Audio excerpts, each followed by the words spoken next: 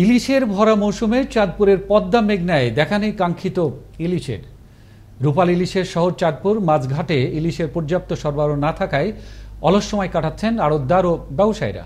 জেলেরা বলছেন, যে ইলিশ জালে ধরা পড়ছে তা বিক্রি করে জ্বালানি খরচই শেষ হয়ে যাবে। তবে সপ্তাহের ব্যবধানে মিলতে পারে ইলিশের আশানুরূপ সরবরাহ। চাঁদপুর থেকে শরীফ আহমেদের তথ্য, ছবিতে থাকছে বিস্তারিত। চাঁদপুরের পদ্মা মেঘনায় মৌসুমের স্বাভাবিক নিয়মেই জেলেদের জালে ইলিশ ধরা পড়ার কথা থাকলেও নদীতে নেই কাঙ্ক্ষিত ইলিশ। নদী থেকে হতাশ হয়ে ফিরছেন জেলেরা। তারা বলছেন, সামান্য পরিমাণ ইলিশ পেলেও এতে ট্রলার ও জ্বালানি তেলের খরচ দিয়ে তেমন কিছুই থাকছে না তাদের। নদীতে মাছ নাই, একেবারে টোটাল হুদা। কালকে 3000 টাকার হদাই নেয়া 10 জন মানুষ গাঙ্গ গেছি, 1600 টাকা মাছ বেচছে। জাল বায়া জাটকা মাছ সব ধরে লাইছে, বুঝেন। এখন নদীতে কোনো মাছ নাই। এখন দিনটা 24 ঘন্টা জাল বাই আমরা একটা মাছ ধরতাম পারি না। কালকে নদীতে গেছি 4000 টাকা 5000 টাকা মাছ বেচছি।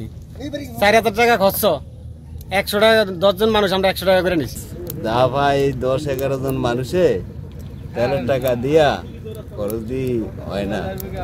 জুলাই, আগস্ট ও সেপ্টেম্বর এই 3 মাস ইলিশের ভরা মৌসুম ঘিরে এই সময় শহরের প্রধান মৎস্যকেন্দ্র তথা বড় স্টেশন মাছঘাট থেকে সরগরম। তবে এবারের চিত্র ভিন্ন।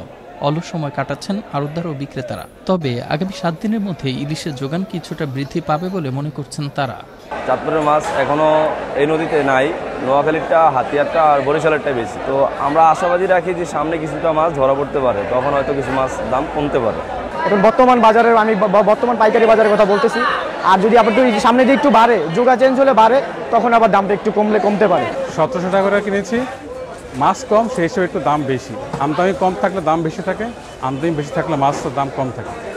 সেপ্টেম্বর, অক্টোবর মাস হচ্ছে ইলিশ ধরা পড়ার উপযুক্ত সময়। এ সময় বৈরী আবহাওয়ার কারণে জেলেদের জালে কাঙ্ক্ষিত ইলিশ ধরা পড়ছে না বলে জানান ইলিশ গবেষণা জোরদারকরণ প্রকল্পের পরিচালক। নদীতে ইলিশের প্রাপ্যতা তুলনামূলকভাবে কম পাওয়া যাচ্ছে। সেটা আমাদের যে বৃষ্টিপাতের যে প্রভাবটা, সেই বৃষ্টিপাতের প্রভাবের কারণে হয়তো এটা হচ্ছে। তবে এটা এই অবস্থা থাকবে না, ইনশাল্লাহ সেটা আমরা ওভারকাম করতে পারবো। তেলের দাম বৃদ্ধি, নৌকা ও পরিবহন সহ আনুষঙ্গিক খরচ মিলিয়ে চাঁদপুর সহ সারা দেশে ক্রেতাদের মাছ কিনতে হচ্ছে গড়ে বেশি টাকা দরে। তবে বিক্রেতারা আশা করছেন আরো কয়েকদিন পর ইলিশের দাম আরো কমবে। মুস্তফা কামাল তোহা, আনন্দ টিভি, ন্যাশনাল ডেস্ক।